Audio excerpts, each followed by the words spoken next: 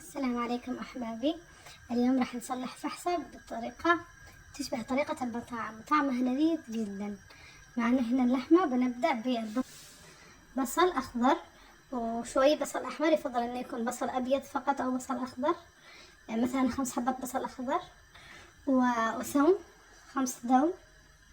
بنبدأ نقلي البصل.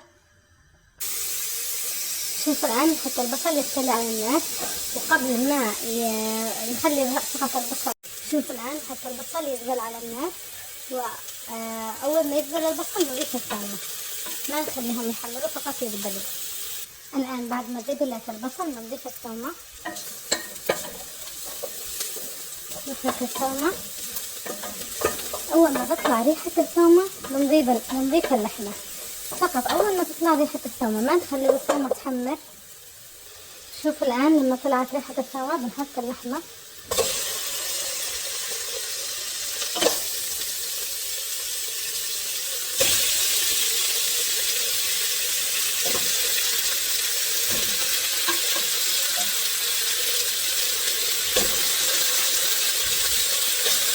ونقلب. مهم جدا إن نجلس نقلبها لمدة أقل من 5 دقائق، علشان اللحمة تطلع كأنها مشوحة مش مسلوقة.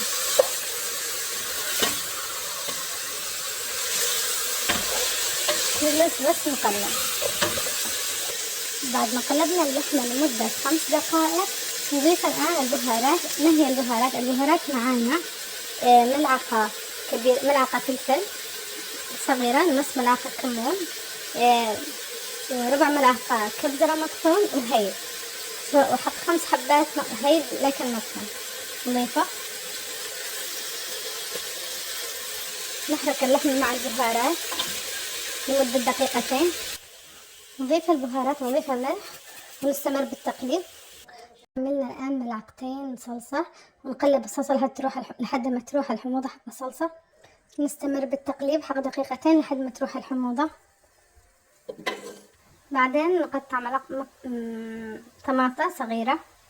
شوف الآن بعد ما خلطنا الصلصة تمام وقدها راحت الحموضة، نضيف الآن الطماط. ضفنا الطماطة المقطعة صغير ونحرك. حركنا الآن الطماط ونغطي نغطي لمدة 1 دقيقة أو 2 دقيقتين عشان يذوب الطماط على نار هادئة. الآن بعد ما ذابت الطماط ضفنا ماء حامي ساخن جدا أو فاير، وبنضغطها لمدة 50 دقيقة. شوفوا الآن بعد ما نضجت اللحمة كيف بنضيفها للمدرة. بخرج اللحمة لصحن آخر، بفصلها من العظم لأنه ضروري تكون مفصولة من العظم، ببعد الشحم لأنه اللي عندي ما يحب الشحم، ثم سأوريكم كيف بتكون. شوفوا الآن اللحمة طرحناها على المدرة، ونقطعها بالملعقة حتى تبقى مرة مقطعة.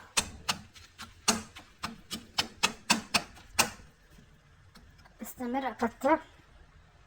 شوفوا الآن بعد ما دقيناها بالملعقة عشان تكون مرة مفحوصة اللحمة، بنضيف من السائل المرق حق اللحمة اللي صلحناه.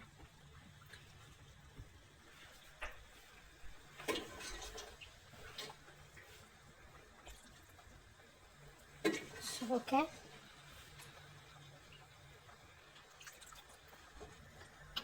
نحرك، نضيف ماء ونحرك، نضيف مرق ونحرك. هذه الحلبة نقعناها لمدة 2 ساعات علشان ما تكون فيها أي مرة. بنخلطها بالملعقة، وهذه أحسن طريقة. نحطها كذا على نار هادئة حتى تتسبك ويطلع الطعم حلو. كل ما جلست وقت طويل على نار هادئة كل ما طلع الطعم حلو. كل ما نقص الماء المرق نكمل نضيف. شوفوا الحلبة الآن كيف نقيت قوامها. بنعمل شوية ليمون،